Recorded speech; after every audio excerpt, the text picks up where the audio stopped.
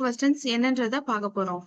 முதல் கேள்வி, இந்திய வீராங்கனை ஜோதி இராஜி எந்த விளையாட்டை சேர்ந்தவர்? இந்திய வீராங்கனை ஜோதி இராஜி எந்த விளையாட்டை சேர்ந்தவர்? ஆப்ஷன்ஸ்: ஆப்ஷன் ஏ தடை ஓட்டம், ஆப்ஷன் பி குண்டு எறிதல், ஆப்ஷன் சி ஈட்டி எறிதல், ஆப்ஷன் டி நீளம் தாண்டுதல். இந்திய வீராங்கனை ஜோதி இராஜி எந்த விளையாட்டை சேர்ந்தவர் ஆவார்? கேள்விக்கான சரியான பதில் தடை ஓட்டம். இரண்டாவது கேள்வி என்னன்றதை பார்க்கலாம். 2023 ஆண்டின் பிரிட்டிஷ் அகாடமி புத்தக பரிசை வென்றவர் யார்? 2023 ஆண்டின் பிரிட்டிஷ் அகாடமி புத்தக பரிசை வென்றவர் யார்? Option A Kiran Desai, option B Nandini Das, option C Arundhati Roy, option D Salman ருஷித்.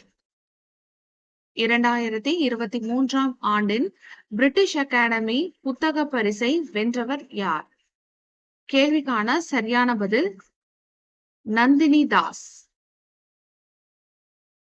மூன்றாவது கேள்வி என்னன்றதை பார்க்கலாம்.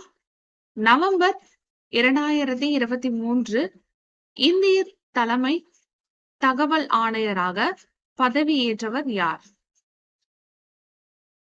கேள்விக்கான options: option A Hiralal Samariya, option B Arjun Singh, option C Satyabrata Sahoo, option D Ajay Chandru.